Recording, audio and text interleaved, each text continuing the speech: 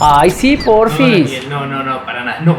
Por favor. No, Daniel, no. No, ya lo pensé y no. Por Ay, no, favor. en serio, es que me parece re mala idea. No. Por favor. Por favor. No, Daniel, no, ya no moleste más, no. Por favor. Bueno, sí. No, casi me. No, Daniel, no. Por favor, Rodrigo. Son los 7. Sí. Venga, amigas y amigos hagamos de Estereoscopio, esta semana vamos a hablar de una Star cosa. Trek. Listo, pero solo si hay preguntas de las personas que ven Estereoscopio, ¿le parece? Hola, amigas y amigos de Estereoscopio, yo soy Rodrigo. Y yo soy Daniel. Y el día de hoy vamos a hablar de, como Daniel lo dijo, Star Trek. Las series, las películas, un montón de cosas sobre Star Trek. Star Trek es una de las franquicias más grandes de la ciencia ficción, con más de 10 series de televisión, 13 películas oficiales, 850 novelas que son parte del canon y 15 series oficiales de cómics. Varias son de DC, varias son de Marvel y de otras marcas además. Hay 2 museos, hay exposiciones itinerantes, hay 50 juegos de mesas, hay 150 juegos de cartas, 10 juegos de rol y nada más ni nada menos que 125 videojuegos. La locura, y todo esto sin contar la infinidad de producciones realizadas por los fans que no son parte del canon de la franquicia. No, en serio, yo quiero hacer una vaqui para comprar libros, pero eso luego. Por el momento, volvamos a la serie y hablemos de la mente que tuvo la idea original. Star Trek fue creada por Eugene Wesley Roddenberry, o como sus amigos le dicen, Gene Roddenberry, que nació en 1921 y murió en 1991. De joven fue piloto de combate en la Segunda Guerra Mundial y alternaba su profesión con el hobby de la escritura.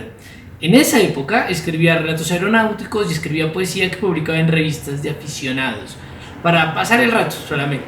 Sin embargo, muchos años después iba a ser invitado a colaborar como un asesor técnico en una serie de abogados llamada Mr. District Attorney, pues era esa época. Ahí le gustó el ambiente y comenzó a trabajar como guionista de varias series televisivas. Roddenberry resultó ser muy bueno en esto y muy pronto tuvo una carrera muy sólida en la industria televisiva norteamericana, ganando premios y reconocimientos importantes, además de una sólida reputación como guionista. Y un día se le ocurrió Star Trek. Bueno, no fue un día por otro, en realidad fue una idea que llevaba bastante tiempo trabajando. La primera idea que tuvo era más como de un western en el espacio, pero cuando la presentó, eso no le gustó mucho a los ejecutivos de la televisión y le pidieron que lo revisaran. Así, revisándolo, llegaría a la idea de Star Trek que conocemos hoy en día.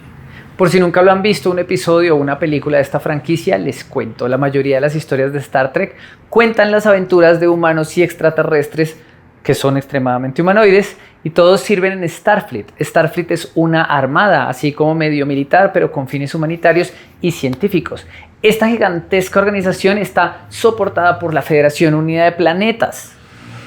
Bueno, la Federación Unida de Planetas, déjenme decirles, es el gobierno interestelar que une a muchos planetas, a muchas razas alienígenas en un solo gobierno democrático, bueno, socialdemócrata más o menos. Mejor dicho, va cambiando. Al principio en la serie original eran democráticos y nada más. Y la otra parte quedaba sin decir. Pero una vez cayó la cortina de hierro, se descubrió que realmente eran socialdemócratas. Y ya hasta finales de los 90 descubrimos que ni siquiera tienen dinero. Hace cientos de años abolieron el dinero y las posesiones materiales. Bueno, la primera serie, la que inició la franquicia, se llamó Star Trek.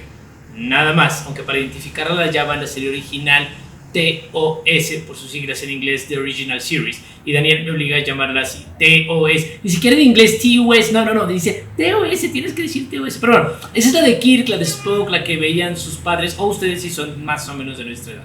Esa serie contaba las aventuras de la tripulación a bordo de la nave Enterprise, que iba en una misión de exploración por el espacio. Estuvo al aire entre 1965 y 1969 con apenas 4 temporadas que lamentablemente nunca tuvieron buen rating. A pesar de que era una serie muy económica de hacer, no generaba mucho dinero y la retiraron del aire. Sin embargo, después de cancelada la serie, comenzó a cultivar fans que la estuvieron repitiendo y repitiendo hasta bien entrado los años 80, la volvían a dar cada rato. Y cada vez que la ponían, todo el mundo la veía. Eso era muy bueno. Bueno, esta serie cuenta las aventuras de la nave Enterprise, que tenía la misión de explorar nuevos mundos e ir a donde nadie se había atrevido a ir antes. Bueno, los protagonistas eran muy especiales. Tenemos el Capitán Kirk, que es arriesgado, inteligente, bueno, guapo. Todos los episodios lidera su tripulación hacia la victoria y conquistaba obviamente a todas las chicas. También está Spock, que es el oficial científico que era mitad humano y mitad vulcano, razón por la cual puede controlar sus sentimientos y actúa solamente bajo el comando de la lógica. También está el Dr. Leonard Bones McCoy, médico de a bordo y compañero de aventuras de los dos protagonistas. Además tenían a la teniente Uhura, que es muy importante porque es el primer personaje afroamericano en salir en una serie de ciencia ficción. Hay una anécdota que siempre hay que recordar sobre el personaje de Uhura y la mujer que le dio vida, Nichelle Nichols. Resulta que durante el primer año de la serie, Nichols estuvo súper tentada de dejar la serie porque ella quería seguir su carrera en Broadway. Sin embargo, una noche estaba en una fiesta y le presentaron nada más ni nada menos que al Dr. Martin Luther King Jr. Y él le dijo que era un fan y que le gustaba mucho la serie. Y cuando ella le contó que no, doctor, es que yo quiero dejar la serie, Dr. Martin Luther King le hizo cambiar la opinión, diciéndole que ella no podía darse por vencida porque estaba interpretando un modelo a seguir vital para niños y mujeres afroamericanos, así como para otros niños que ahora podían ver a los negros como unos iguales.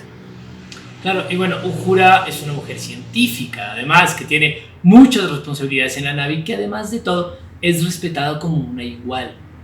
Ahora no podemos entender cómo fue que en los 70 funcionó para fortalecer muchos cambios sociales, no solo en la sociedad norteamericana, sino en todo el mundo.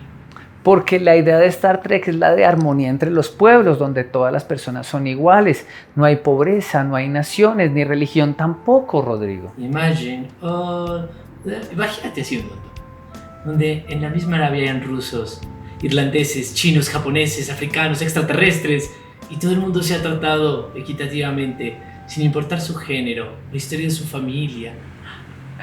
De esta serie además es importante que plantea todas las bases del universo de la franquicia. La mayoría de las razas alienígenas acá ya aparecen descritas. Los Klingons eran una raza agresiva con las que solo se puede batallar. Los vulcanos son una raza inteligente y lógica. Los humanos son los del corazón. Y así también aparecen los romulanos, los andorianos y otras razas que volverán a salir en otras series. Bueno, muchos escritores de ciencia ficción de la nueva ola y muy famosos escribieron capítulos de Star Trek. Entre ellos está Frederick Brown, Harlan Ellison, Norman Spinner, Theodore Sturgeon, por ejemplo. Y la banda sonora está compuesta por Alexander Courage, que hizo todo con un theremin. Esto también es importante, Rodrigo, el theremin.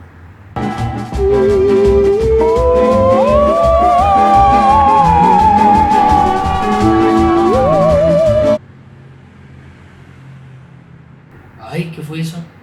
El fin de la serie original. Ah, Y bueno, la serie se acabó, pues parecía que ya no iba a pasar nada con ella, pero como las repeticiones estaban pegando tan bien, decidieron hacer la serie animada que estuvo al aire entre el 73 y el 74. Es una continuación de la serie original, pero por ser animada los guiones son un poquito más sencillos, más relajados que los de la serie original. Bueno, la serie animada no aporta mucho a esta historia realmente, pero mantuvo a los fans ocupados hasta que en 1979 se estrena Star Trek, la película. ¿Y qué película? No, ustedes no se imaginan, me podría quedar acá hablando todo el día de las películas de Star Trek y cómo juegan un contrapeso a nivel argumental con lo que está pasando en la ciencia ficción de esta época, pero no tenemos tanto tiempo. Solo les cuento que de esta época son 5 películas. Star Trek, la película, la original, del 79, súper influenciada por 2001 Odisea al espacio, no se imaginan. Luego salió La ira de Khan, esa es de 1982, en la que sale Ricardo Montalbán así todo descamisado y se muere Spock. Luego, En busca del señor Spock, que es donde revive Spock. Luego de eso hicieron Misión Salvar la Tierra en el 86, en el que viajan al mítico siglo XX. Y luego hicieron La última frontera, en la que en realidad en La última frontera pasa de todo, o sea, de verdad una película. Y bueno, y la última de las películas de Star Trek con el elenco original fue Aquel país desconocido en 1991, donde ya todos son súper viejitos. Pero igual estos actores no crean que se jubilaron en el 91, estos siguieron actuando hasta, creo que si todavía los llaman, todavía salen. Menos Ricardo Montalbán. En una segunda etapa de la franquicia comienzan a aparecer las series basadas en el universo original. La primera se llamó La Nueva Generación y apareció en 1987 y duró 7 temporadas hasta el 94. Esta sigue una nueva tripulación, una nueva nave Enterprise. Esta nueva nave es del modelo Galaxy, mientras que la anterior era un modelo Constitution. O sea, porque la Galaxy tiene una ventaja, es que se puede dividir en dos, o sea, así sale. A ver, asunto es que lo más importante de esta serie no es la nave, es su tripulación. Es un grupo incomparable de personas lideradas por el capitán Jean-Luc Picard y su primero al mando William T. Riker. Al igual que la serie anterior, vemos la tripulación recorrer el espacio como exploradores, embajadores de buena voluntad y de manera ocasional como fuerza de defensa. Lo cual es muy loco porque esta es una nave gigantesca donde toda la tripulación viaja con las familias. O sea, hay niños y hay un colegio y tienen actividades de entretenimiento. It's good to see you again. What brings you to the bridge? Y aún así cada semana se agarran a bala con alguien y casi siempre están a punto de morir todos. Es horrible. Bueno, en esta serie tenemos un androide que va a pasar los 7 años de la serie intentando aprender a ser humano o a sentirse humano. También hay un niño que en teoría es súper inteligente y que se convierte en parte de la tripulación. Aparece un telépata que puede compartir los sentimientos de las personas y que funciona como la psicóloga de la nave. Y la madre de esta mujer es uno de los mejores personajes de toda la franquicia. Es un personaje interpretado por Majel Barrett, quien apareció en la serie original, en la TOS, en la nueva generación, y luego fue la voz de todas los computadores de la franquicia, y además fue la esposa de Gene Roddenberry, ni más ni menos. Y aparecen cosas que uno pensó que nunca podrían suceder. En el Enterprise ahora, por ejemplo, un Klingon es el jefe de seguridad. Si recuerdan, los Klingons son la raza enemiga de la primera serie y de todas las películas, y son una raza súper violenta y que solo sirve para la gloria del combate y la gloria del imperio. Pero acá resulta que gracias a una intensa labor diplomática y a una pequeña guerrilla que hubo ahí, ahora estamos en paz con la Federación, los Klingons. ¡Kapla! Bueno, y también hay una raza súper poderosa que puede cambiar la realidad a su antojo con solo el chequido de los dedos, los Q. Y una raza de cyborgs malignos que lo único que quieren es asimilar a la raza humana. Son como Daleks, pero con piernas y con un vocabulario más amplio. ¿No son como Cybermen mejor? Sí, son como los Cybermen, pero medio Dalek. Mejor dicho, son cyborgs súper peligrosos que solo quieren asimilar a todo el mundo y convertirlos a su perfección. ¿Sí? Ok, sí, son Cybermen. Ah, sí, yo le dije. Bueno, y además de estos, hay muchos personajes más, cada uno con una importante historia. Esta ha sido la serie que más ha expandido el universo de Star Trek. Antes de que acabara la nueva generación, empezó la primera serie del universo de Star Trek que no pasa en una nave Enterprise. Se trata de la Deep Space Nine o Abismo Espacial 9, una de las peores traducciones de títulos que he escuchado en la historia del... Las desopilantes aventuras de Deep Space Nine. Bueno, la historia sucede en la estación espacial Deep Space Nine y cuenta la historia de su tripulación. La estación no es humana en diseño, sino que se la quitaron a los Cardassians. No, señorito, esas Kardashians no, estos Cardassians, sí. DS9 es una serie muy diferente a sus predecesoras. Trata problemas políticos resultantes de la guerra, de las fuerzas invasoras y del pensamiento colonial. Algo que casual así tuvo que ver con la realidad política de los Estados Unidos entre el 93 y el 99. Bueno, en esta serie vamos a ver al capitán Sisko, que además de sus funciones del Starfleet, tiene que lidiar con el hecho de ser una figura religiosa. La representación de los bajorianos en esta serie en ocasiones parece una alegoría a las poblaciones del Medio Oriente. Y además hay personajes que cuestionan todo el tiempo a la Federación de Planetas, a sus políticas, a sus ideales, etc. Paralelo a DS9 y más como un reemplazo de la nueva generación, en 1995 estrenó mi serie favorita de Star Trek que se llama Voyager. Cuenta la historia de una nave de Starfleet que, por decir no de cosas, es lanzada al otro lado de la galaxia y se enfrenta a un viaje increíblemente largo para volver a la Tierra desde el cuadrante Delta. Bueno, liderados por la gloriosa capitana Janeway, la nave Voyager recorre regiones inexploradas de la galaxia y conoce razas y culturas que nunca habríamos podido imaginar. Su tripulación es de las más diversas de cualquiera de las series de la franquicia y sus enemigos son los más poderosos. Gracias a un conjunto de suerte, valentía, inteligencia, creatividad, etc., la tripulación sobrevive cada semana para encontrarse un reto más grande la siguiente semana. De esta serie son los personajes que el público más ama y más odia de toda la franquicia. 7 de 9 es una mujer humana que fue capturada por los Borgs, o sea, los que son como Cybermen, y ella fue criada como una de estas criaturas extrañas y debe reaprender a ser humana. Y el doctor, un holograma que quiere ser humano y cantar ópera, le va a ayudar a hacerlo. Y el personaje más odiado de toda la franquicia, que es Neelix, es el cocinero a bordo, que aunque le cae mal a todo el mundo, es de vital importancia para el desarrollo de la trama de esta serie y de varios videojuegos que exploran el cuadrante Delta. Bueno, la serie duró 7 temporadas otra vez y su episodio final batió récords de sintonía. Con todo esto los ejecutivos estaban requete emocionados con la idea de que otra serie hablara de diversidad y tender puentes para evitar la guerra y ser amables unos con los otros. Y así fue que surgió en 2001 Enterprise. Enterprise es una precuela y cuenta la historia de la primera nave humana que tiene la capacidad de volar más rápido que la velocidad de la luz usando la propulsión Warp.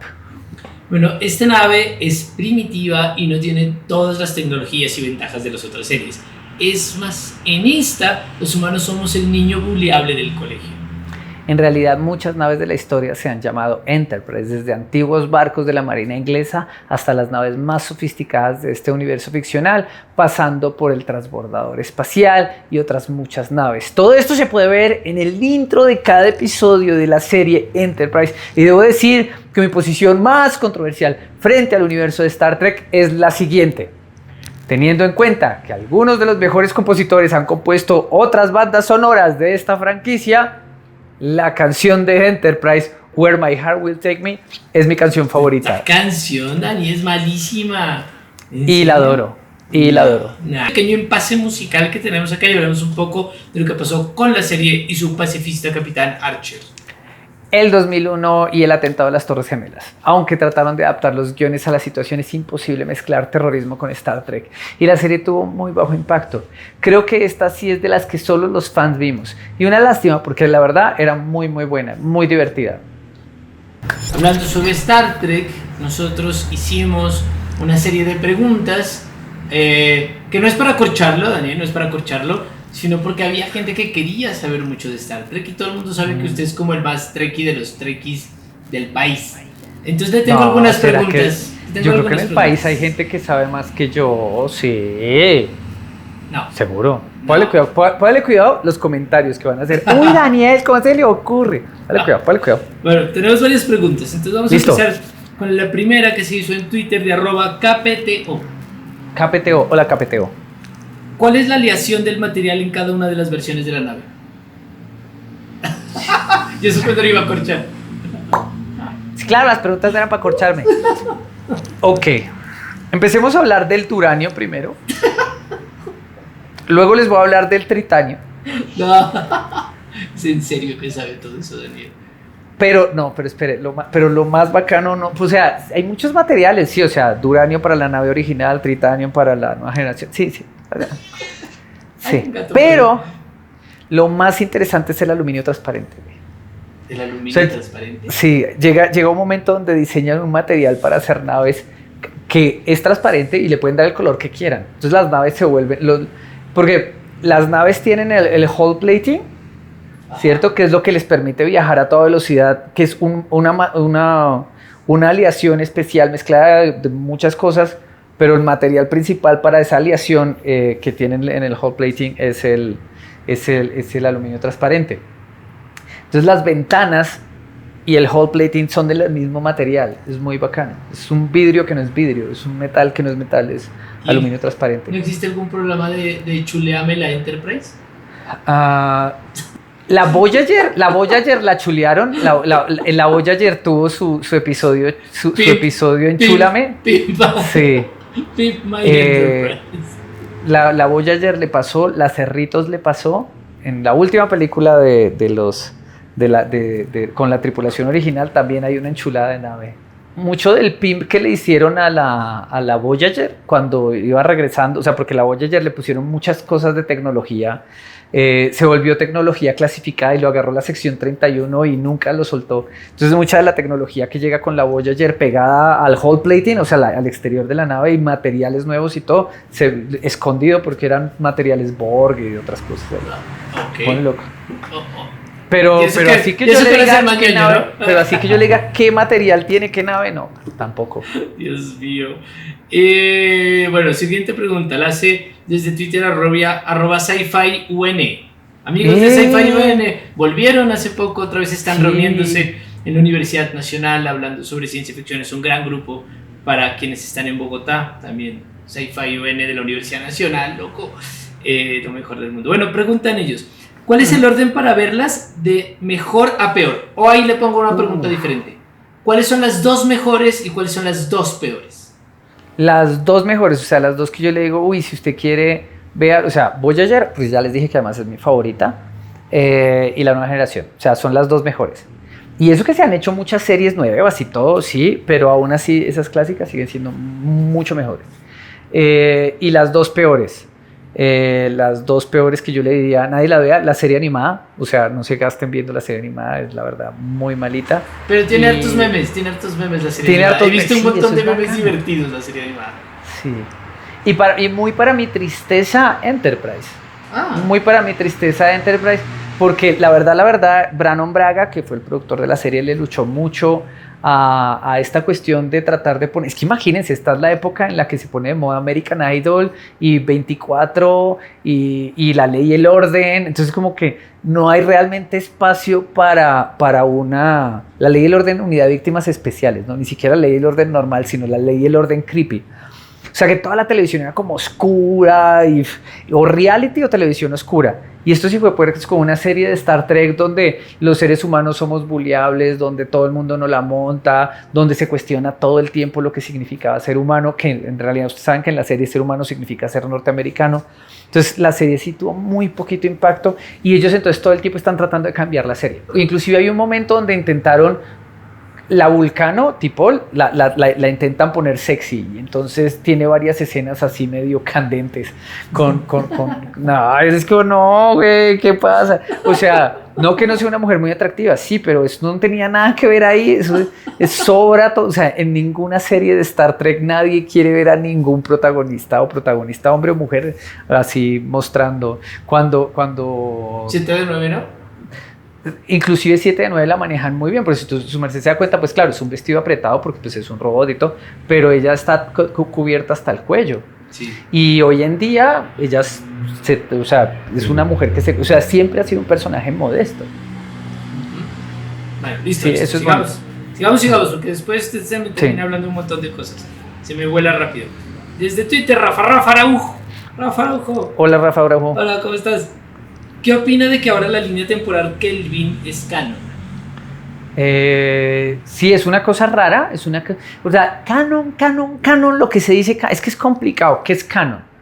Porque, sí, ¿qué es canon acá? Porque tenemos dos cánones, o sea, el hecho de que la línea Kelvin pase no quiere decir que la otra deje de pasar, entonces sí, lo que pasa es que ahorita hay cosas que suceden Explica un poquito para quienes no han visto la serie, ¿qué es la línea Kelvin? Sí, primero que todo, la próxima semana la voy a explicar muy bien. Hoy es como, listo. Entonces, básicamente en las películas de J.J. Abrams se vuelve en el tiempo, alguien hace, ¿se acuerdan en Volver al Futuro?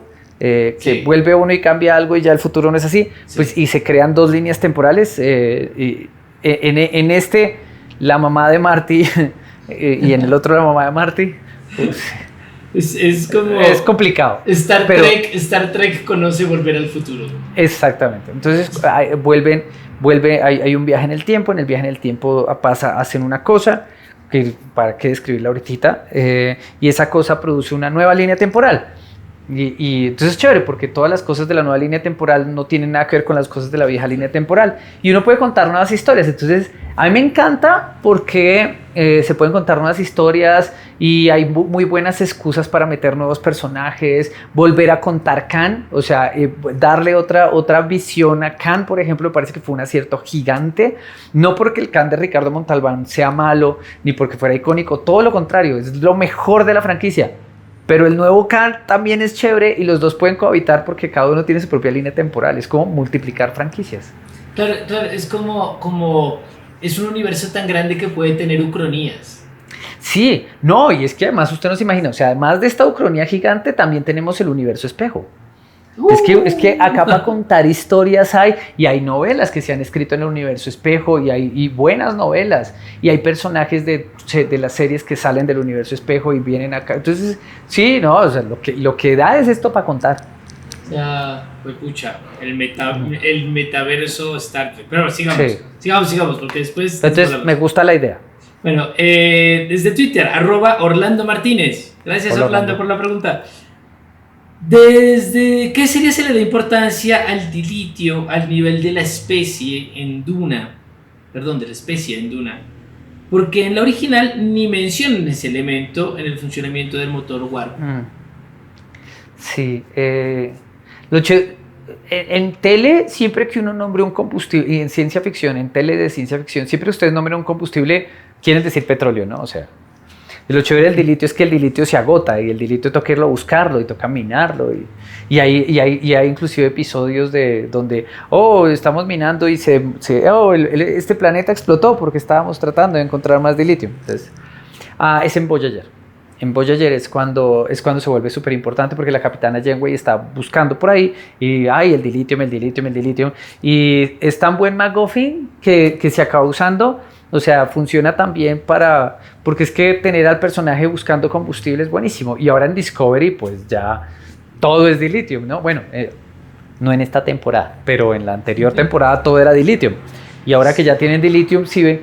Y uno se da cuenta cómo, porque es que el Space Opera depende mucho, la estructura de un Space Opera depende de que las naves puedan viajar.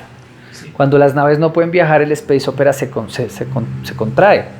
Y eso pasó en la temporada anterior de Discovery. Como no tenían dilithium, solo la Discovery podía viajar y el resto de naves estaban como atrapadas. Y entonces las líneas argumentales se achican mucho. Claro, como pues, la Discovery puede seguir viajando, pues bien, ahí salvó patria. Pero pues, ustedes ven, al final tocaba recuperar el dilithium. Bueno. Spoiler alert. Ok. No, y además que sí, lo que dice que es un muy buen MacGuffin, pero que está enmarcado dentro de unos recursos no renovables.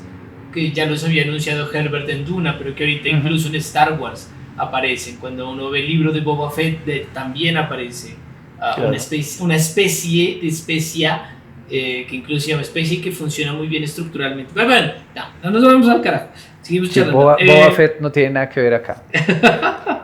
Bueno, si quieren que hagamos un episodio sobre Mandaloriano, ya el Mandaloriano lo hicimos, sobre Boba Fett, no lo dejan acá. Acá tengo un Boba Fett, este es Boba Fett. Bueno, Julián Gómez, esta vez desde Facebook, pregunta: hola Julián. Para una persona que nunca ha visto Star Trek, ¿qué la hace diferente a otros Space Opera? Qué buena pregunta. La cuestión es esta: cuando sale Star Trek, los Space Opera eran cohete como medio de transporte y las cosas pasaban en los planetas. Inclusive, si ustedes se dan cuenta, en Star Wars es así. En Star Wars está la nave, pero yo viajo, o sea, las cosas pasan en Alderaan, las cosas pasan en Tatooine, las cosas pasan en la Estrella de la Muerte. No, en la Estrella de la Muerte no pasa nada, solo muerte. Solo muere Obi-Wan Kenobi. Estoy molestando. Solo matan a Obi-Wan Kenobi. Spoiler alert. Se imagina uno viendo un video. Claro, este video sí no me va a hacer ningún spoiler de Star Wars. Todo es spoiler de Star Wars. Okay. Pero entonces todo pasa en los planetas. Claro, en Star Trek todo pasa en la nave. ¿Por qué? Porque se acuerdan que les contamos que Gene Roddenberry trabajaba como guionista. En esa época estaban muy de moda las series de submarinos. Había todo tipo de series de submarinos, y las series de submarinos era chévere porque eran baratas de hacer, porque en un solo escenario uno graba todo y nunca salían del submarino. Inclusive había un submarino de ciencia ficción que era el Nautilus y tenía una nave espacial que le salía. Era espectacular. Nautilus, el de Viaje al Fondo del Mar. No, el de Viaje al Fondo del Mar, que lo habían llamado así. ¿No se acuerda? Era en blanco y negro. Sí me acuerdo, pero digo, es el mismo nombre del de Julio Verne. Del de Julio Verne, sí, eso sí. Y tenía su navecita que salía y uno jugaba. Sí. Yo tenía un Nautilus de plástico en la casa. Así de viejo soy. Así de viejos somos. En fin, entonces ese tipo de narrativas eran muy chéveres, eran muy atractivas. No sé si alguna vez han visto una película o una serie de submarinos, pero es muy chévere porque todo sucede en ese espacio y se dan guiones que permiten profundizar a los personajes. A Gene Roddenberry le gustó mucha idea y entonces al segundo pitch dijo: voy a mezclar esta idea de lo que pase todo en este espacio, y entonces crea estas naves de Star Trek que son naves donde las cosas pasan, son naves donde la gente vive y donde toda la situación se desarrolla, y lo que más importa es la nave y lo que menos importa es cuando nos bajamos de la nave. Oiga, sí, no lo había pensado desde ese punto, está re interesante. Bueno, tenemos dos preguntas. Pregunte. Juan Ricardo Rey. Hola, Juan. ¿Los Klingons son una metáfora espacial del Islam? No. Los Klingon, es que hay que tener en cuenta el momento en el que salen los primeros Klingon y la forma que tenían los primeros Klingon. Si bien es cierto que los primeros Klingon eran cafés, o sea, eran como de este Pantone mío. Este Pantone. Eran una mezcla entre rusos y chinos. Claro. La idea, porque esos eran los enemigos. Entonces la idea en esa época de que como se retrataban a los rusos y a los chinos era como fanáticos. Y los Klingons son fanáticos, los Klingons solo viven y mueren por la gloria del imperio, y hoy es un gran día para morir, y etcétera, etcétera, y toman mucho licor, como los rusos, y etcétera, etcétera. Entonces tenían como esa idea de hablar a través de un personaje del golpe cultural que hay contra los rusos, porque los norteamericanos nunca han podido hablar con los rusos. Inclusive hoy en día estamos teniendo justamente ese problema. Los gringos no pueden hablar con los rusos, no hay comunicación. Y eso es lo que querían hablar. Es el problema del lenguaje cirílico, o sea, leer el cirílico como si fuera algo inentendible. Algo alienígena. Exacto. Pero sí, los Klingon al principio eran rusos, una mezcla ruso-china. Claro. Bueno, 2 preguntas más. Uh-huh. Son muy Listo. interesantes. Antonio Machuca, ¿qué es Star Trek? Star Trek es la idea de que la humanidad alguna vez va a vivir en armonía, de que no va a haber guerras, de que todos vamos a estar unidos en una sola idea, y la idea es crecer y explorar y aprender. Wow. De eso trata todo Star Trek. Todo Star Trek trata de eso. Gran respuesta, gran respuesta. La última. Carlos Rapalino Gutiérrez. ¡Rapalino! ¡Hola, Rapalino! Un saludo. ¿Por dónde empezar? ¿Qué orden es el mejor para navegar en la franquicia? Ya no es el mejor y peor, sino el orden. Sí, el orden que yo recomiendo para verla. Ponle cuidado. Esto yo lo digo cada rato. Anoten, saquen. Cuando empiece así, saquen sus libretas, por favor. Siempre hay que empezar por la nueva generación. Después de la nueva generación hay que ver Voyager. Después de Voyager hay que ver DS9. Después, si uno ya vio estas 3, vean Enterprise. ¿Ya qué? O sea, ya la vieron. ¿Sí? Una vez acaben Enterprise, se ven las series de hoy en día. Se ven Discovery, se ven Picard, se ven Lower Decks. Prodigy, no les digo porque Prodigy es para chiquitos, entonces no. Una vez acaban todo eso, entonces ustedes ya pueden verse la serie original. Si les quedó ganas después de verse todo esto, véanse la serie animada. Y a mí me parece, esto es totalmente mío, después de esto, véanse las películas. Y las películas, véanselas en el orden en el que las han hecho. ¿Sí? O sea, primero las de la primera tripulación, las de Kirk, luego las de Picard, que son 4 películas más, y luego las de J.J. Abrams, que van 3 y ahorita están ya en producción de la 4ª. O sea, con esto uno tiene como tarea para... Igual no he dado orden de libros, no he dado orden de videojuegos, no he dado orden de juegos de rol, no he dado orden de... No, sí. Pero ya con esto uno tiene tarea para todo el año. Además que son series larguísimas, o sea, son 7 temporadas ojalá fueran series de, como las de hoy en día, 12 capítulos, no, sino series de 28 o 29 capítulos el año. Uy, bueno, de 1 hora. Yo creo que todavía falta mucho por decir de Star Trek. Esperamos que estas preguntas hayan quedado respondidas.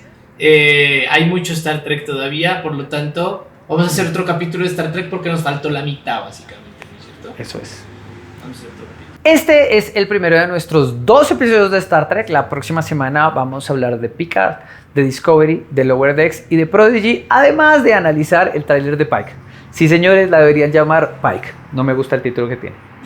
No tengo ni idea de lo que habla, pero bueno, esperamos que este episodio les haya gustado tanto como a Daniel le gusta Star Trek, obviamente. Y si quieren apoyar a un canal sospechosamente cercano a la ideología Borg, pueden darle like y suscribirse y tocar la campanita. Y sí, también pueden compartirnos en redes sociales, nos harán un gran favor. Y si quieren seguirnos en redes sociales, yo estoy como @Daniel el Vulcano Monje y Rodrigo está como @Rutilo el Romulano Bastidas. ¿Qué es un romulano? No tengo ni idea. Gente muy chévere, gente muy inclusive, muy de bien, no se preocupe. En Picard inclusive sale un romulano elegante. Sí, yo no sé, yo no confío mucho en usted, lo tengo entre ojos. Pero bueno, como siempre, también queremos agradecerles a las personas que nos comparten y nos comentan. Primero, queremos agradecer a Laura Ponce, hola Laura, quien nos comparte y nos apoya y siempre nos comenta. Y también saludos a quienes nos comentaron esta semana, que fueron Eric Ruiz, Juan Ramón Vera Rodríguez, Juan Ramón, Nogi Oficial, quien nos dejó en el video de fundación la cronología completa de las 3 sagas que conforman el universo de Asimov.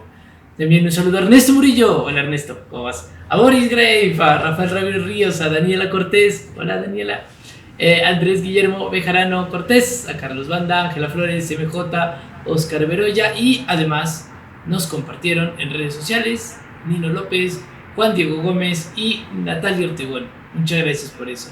Y adiós. Y adiós. Estoy haciendo el simbolito de la mano. Eso yo estoy haciendo un corazoncito. Con el simbolito con los dedos. Con el simbolito de la mano. Ah, el de Star Trek. Sí, ya, perdón, sí. Perdón. Me parecía un poco como... Sí, larga vida y prosperidad. Sí, Daniel. Sí, tiene muchas preguntas, ¿cierto? Muchas. Comercial en este momento tiene muchas preguntas. Demasiadas. Pero principalmente una. Sí. Usted tiene una camiseta así como de la nave, o sea, como... O sea, no con Star Trek, sino como de las que tienen las personas que están dentro de las naves. O sea, que son como así como rayitas, así con el... Sí, o sea, como si hago cosplay de Star Trek, no. Sí. No Ay, Daniel, ¿cómo así que no hace cosplay? No está en mi personalidad hacer cosplay. No. Debería ser cosplay. O sea, no, ni siquiera... Y ponerse las orejitas largas y decir que no tiene sentimientos y esas cosas. No puedo manejarme. Los vulcanos sí tienen sentimientos, tienen que meditar todo el tiempo para mantenerlos en control. Cuando uno no controla sus sentimientos se vuelve romulano. Ok, o sea, lo que me dijo que era yo. Sí. Ok, aquí ya estamos viendo algo particular. Sí, se destapó esto, se destapó esta vaina. Los vulcanos y los romulanos antiguamente eran un solo pueblo que se dividió. Genéticamente no son iguales, pero sí son muy, muy parecidos. Y una cosa, o sea, el momento decisorio de la división de las dos razas es justamente que los vulcanos deciden controlar sus sentimientos a través de la meditación y los ejercicios para vivir a través de la lógica, y los romulanos dicen: ¿qué pedo, güey? Están locos y como hippies marihuaneros, y se fueron a otro planeta. Ok. Y los romulanos budistas, igual. Los otros son hippies. No, unos son budistas y los otros son como nosotros. ¿Les gusta la ciencia ficción? Los romulanos, lo más gracioso es que en teoría, según los guiones, los romulanos siempre son como súper malos, ¿no? Siempre. Pero si usted revisa bien los guiones, o sea, de verdad, siendo objetivo, los romulanos siempre actúan como seres humanos.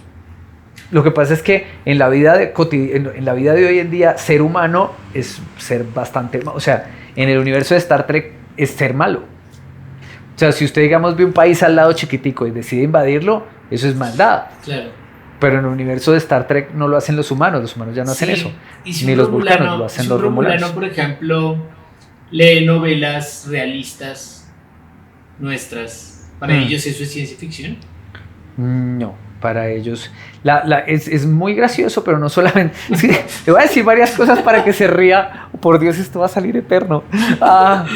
Pero en muchísimas películas y series de Star Trek y en los videojuegos también, sucede que la literatura y las artes humanas trascienden lo humano y las otras culturas las encuentran y las descubren y le encuentran un gusto muy grande. Entonces, por ejemplo, la mejor frase de Star Trek, yo creo que una de las más famosas, es que Shakespeare solo puede ser entendido en el Klingon original. Y es espectacular. Y entonces el chiste es tan bueno que ya hubo gente que se puso a traducir Shakespeare a Klingon. Y el cuento salió tan bueno que ya ha habido montajes de Romeo y Julieta en Klingon. Es espectacular. Y Romeo y Julieta, el Rey Lear y Macbeth se han hecho en Klingon. No sé qué. Sí, o sea, hay gente muy... Y es que igual como el Klingon, de verdad, la gente ha seguido aprendiéndole, creándole nuevas palabras y todo. Entonces ya hay escuelas de Klingon, uno puede aprender Klingon y hay gente... En las convenciones yo he visto gente hablar Klingon, y inclusive acá en la de Bogotá, en el sofá, yo he visto gente hablar Klingon. Yo solo digo Kapla, es lo único que digo, o sea, sí reconozco muchas palabras del Klingon, pero no lo hablo, ¿ok? Me pasa que a veces la gente llega a hablarme en Klingon, es como, usted les contesta, obviamente. Sí, me don't speak Klingon, sorry. Sí, no, mano, que no, tampoco, o sea, nerdo sí, pero tampoco, o sea, hay niveles, o sea, adoro Star Trek, pero no voy a hablar Klingon en público. En público, pero en su casa lo habla de manera fluida. No. Ay, Dios, mejor dejémoslo por el próximo capítulo.